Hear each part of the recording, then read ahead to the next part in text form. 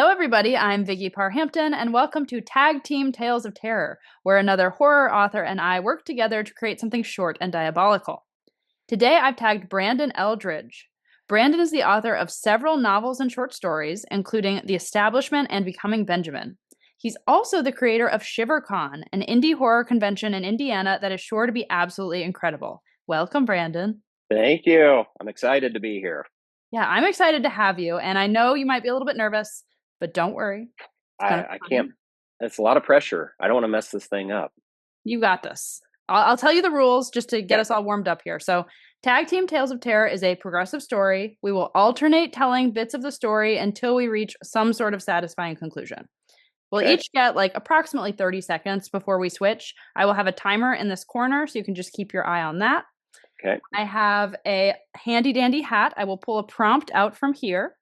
And then you will get us started as my guest, which I'm sorry is the harder job. Oh, boy. You might want a pen and paper to jot things down. Sometimes it's helpful. Okay. And we're aiming for about 10 minutes, but if it's shorter, if it's longer, totally fine. And then after putting you through that, I do have a surprise for you. Okay. Okay. Sound good? I like surprises. It sounds great. Any questions before we get started? No, just have mercy on me. Okay. Don't worry. You'll be fine. Okay. Let's see what we got here. All right. Your prompt is, your home is infested with venomous snakes. Oh, boy. And when you're ready, you tell me and I will start the timer. So you want me to start just telling it like a story? Just tell it like a story. However you want to do it, and I will follow your lead. Okay. Okay. Okay. Here we go. Here we go. When I woke up that morning, I heard something outside of my bedroom door, and I didn't know what it was. I figured it was probably the cats playing with a toy, but I wasn't sure. So I nudged my wife and said, "What is that? Do you hear that?" And she said, "It's probably the cats. Go back to bed." Mm-hmm. I said, "No, I'm going to go check." And when I opened the door, I jumped back because I couldn't believe what I saw. When I looked down, I recognized the shape of my cat, but the actual cat was lodged deep inside the belly of an enormous snake. I don't know what kind it was, but it had a spade-shaped head and fangs as long as my finger. I screamed and jumped back just as the snake reared up and hissed at me, and my wife jumped out of bed and said, "Oh my gosh, you're going to wake the kids. What is wrong with you? It's just the cats." And I slammed the door on that snake and ran back to bed. I said, "It's not just the cats. You need to look outside in the hall." I realized later that was probably not the right answer because sending her out to get a venomous snake was probably not the best thing to do. But I said, "Go look." She opened the door, and then she immediately slammed it and said, "We have to go get the kids." I said, "I'm not going out there." She said, "Yes, you are." I said, "You know I hate snakes." And she said, "I don't care. We have to save the kids." And you said, and I said, this is the only door outside. If we open this and the snake comes in and bites one of us, who's going to save the kids after that? So you went back and forth, and finally you both crept out, cracked open the door, and you're not sure if you were happy about this or not, but the snake was gone. So we both went out, we crept to our daughter's room, and that's when we saw it. Another snake. Except this time, this one was at least 3 times bigger than the other one we saw. My wife pulled out her phone and started Googling, how do venomous snakes keep getting into our house? I said, "What are you doing at a time like this? We can't be doing this. We got to get the kids out the door. While you're Googling how snakes can get in your house, this is ridiculous." She said, "No, I'm going to Google how to get rid of them too. Just watch." So I waited patiently. We both slowly backed away from the snake in the hallway, which again reared its head and hissed at us. And finally she said, "Okay, what we have to do is we have to get a shovel and we have to hit them over the head." And I said, "That is a horrible idea. First off, we don't have a shovel. And second off, if I'm close enough to hit that thing, it is close enough to bite me. No, why are you Googling when you should be calling, 911 or animal control?" The thought of getting a shovel gave her an idea that she and she Googled the local Walmart to see if shovels were on sale. I said, "Why do you keep pulling things out on your phone when we got snakes in our house? This is ridiculous." So I crept downstairs. I passed one of the snakes and realized I could just get a kitchen knife and stab one of these guys in the head. Maybe our cat's still alive, lodged deep in its stomach, and I can cut it open and pull the cat out and save it. It was a gruesome idea, but I really, really loved my cat, and I would do anything for him. So even though I really didn't want to, I pulled our biggest butcher knife out of the block. I crept toward the snake that had the bulge of cat inside its belly, and I stabbed. And I missed. And the snake reared up its head and lunged for me. I moved back at the last possible second, but I accidentally cut myself with the knife. And now the snake smelled blood. So now I looked at the stairs and there are two more snakes coming down, coming right at me. I said, "This is not good." I yelled to my wife and I said, "There is a 9mm in the closet. Get it." She said, "What does a 9mm look like?" I said, "It's the only gun we have." She pulled out her phone and Googled what a 9mm looks like. I said, "Why? What is happening in this that you're Googling everything in life? This is ridiculous." But that's where we were. She finally found the picture of the 9mm, went into the closet, pulled it out, and then Googled how to use a 9mm. In the meantime, I was bleeding, clutching myself, and trying to stab this snake that had eaten our cat. And finally, on about the fifth stab, I got the side of its head enough to knock it out.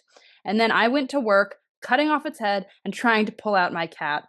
And I was so overjoyed when finally I heard a meow. The blood-stained and innard-stained cat was having trouble breathing, and I realized that there was a lot of fluid stuck in its nose. So I got the little bulb thing, sucker, and cleaned its nose out. They do have a name for it. I can't remember. And my wife said, "Is he okay?" And I said, "Yes, but our oldest is not." Because when I looked in his room, there was a snake coiled in his bed with him. My son and my daughter were both still asleep. I can't believe they didn't wake up during all of the commotion. But my wife and I crept around the other two snakes that were lingering around the stairwell, and we opened our children's rooms, and we saw on both of their beds snakes coiled up staring at our sleeping children. And we tried not to scream because we knew if they flailed, they would probably get bit. Yeah, so I had to remain calm. But like Indiana Jones, I hate snakes. So I didn't know what to do. For a minute, I sat there and said, does my hatred for snakes outweigh my love for my children? I had to think about it for at least 20 minutes while the snakes just coiled in their beds all around them. My wife said, "You love the kids. Go in there and get them." I said, "I really don't want to do this today, but I will do it for the children." And so, as I crept into the room, my wife was Googling how best to remove a child from a room with a snake in it. And she said, "Okay, grab her and pull her out slowly. And if you back away really, really slowly, the snake won't strike." And of course, I was thinking, well, why didn't you do it if you know how to do it? But I didn't say that. I grabbed my daughter as slowly as I could and started creeping away. And when I was about halfway across the room, the snake eyeing me, my daughter woke up and she started screaming. My wife said, "Don't worry, it's okay," because here at the end of the paragraph, I see that as long as you sing a song to the snake, it won't bite you. So my daughter looked at me and said, "Daddy, what should we sing?" And I said, "I don't know."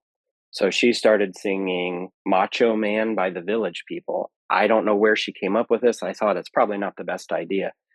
The snake was coiling, but then when she leaned into the Macho, Macho Man, the snake just stopped and looked at her, bewildered. And we took advantage of this, it seemed like it was in some sort of trance. We backed out of the room, closed the door, moved over to my son's room, where we had to repeat the process. He wasn't wild about singing Macho Man, but eventually he joined in because, like me, he had a genetic fear of snakes. So the four of us were now in the hallway. We knew there were snakes in at least two of the bedrooms, and we started creeping towards the stairs, knowing we have to get out, we have to call animal control. Absolutely. Well, we didn't know the number to animal control, so my wife had to Google the local animal control number. What we didn't know in this time was the kids didn't know all the words to Macho Man. So the snake started coiling towards us again. I said, is there any song you guys know every word to? And they said, the only thing we can think of is YMCA by the same group, the Village People. I said, why are you guys on a Village People kick? My wife Googled who the Village People even were and then started reading me their whole biography. Which, of course, wasn't helpful in the time, but No. that's okay. We were all singing YMCA, even doing the hand movements. The snakes started gliding down the stairs after us in a non threatening way. Their heads were kind of bobbing to the music, their bodies were trying to form the letters alongside us. And finally, we got to the front door, and we didn't stop singing. We opened the front door, and there was a snake on our doorstep.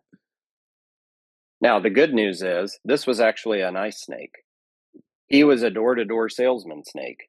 And I said, why are you here? I think your buddies are inside. Can you talk to them for us? He said, that's exactly why I've come. There's been a slew of snake break-ins in the neighborhood. I'm here for you. What do you need? I said, well, right now they're in there jamming to the Village People. I know this is insane, but this is what my wife Googled. Here's where we're at. What can you do for us? He took off his hat and said, let me begin. He slithered right on past us. We came out onto the doorstep, we closed the door, and before we knew it, the entire house was on fire. But at least we didn't have venomous snakes anymore. He burned down the whole house. Luckily, the cats got out the back door because they're trained in these situations to get out the back door, and everyone was safe. But then we had to call insurance. Mm-hmm. Which is the real, most horrifying end to this story. Absolutely. The end. That was hilarious. That was the most ridiculous thing.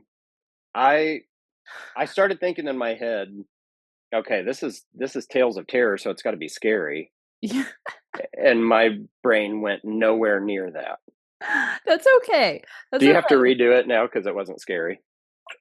No, because that was like horror comedy. I mean, if you're really scared of snakes, anything involving snakes. Oh, I'm terrified of them. I'm not afraid of them. I actually like them, but I wouldn't want one in my house. No, which has happened a couple times. Didn't love it. No, I can't imagine. No, I don't take things very seriously, if people haven't picked up on that by now. So that's where my mind went. I love the Village People reference. I have no idea where that came from. I was just waiting here. I was like, I really hope he comes up with a song so I don't have to. Yeah, I don't know why that came into my head, but it was very appropriate. I liked it. If you have to redo this at some point, I'm happy to make it more serious. No, I liked it. I liked it. Okay, good. I'm happy. Good. I mean, the point is we see where it goes, and that's where it went. And that's where it went. But we do have to come up with a title, though. Ooh. What do we call this guy? We'll call this. Do I have to come up with the title? I mean, you did come up with the Village People songs, so. Okay. You're thinking on your feet. How about Grooving with the Pythons? I like it. Okay. I'm writing it down. Okay. That was Are awesome. pythons even venomous? I don't know. I don't think so. But maybe. So maybe. I don't know. Well, that's okay. Maybe that's okay. Since nobody really knows, we'll go with that. Perfect. I love that. And now I promised you a surprise. Yes. You may actually already know about this if you were, following the group chat or looking at the ShiverCon social media, but I created a delicious recipe for you based on your new favorite child, which is ShiverCon. Yes. And I don't know if you've seen this, but I'm just going to tell you about it anyway.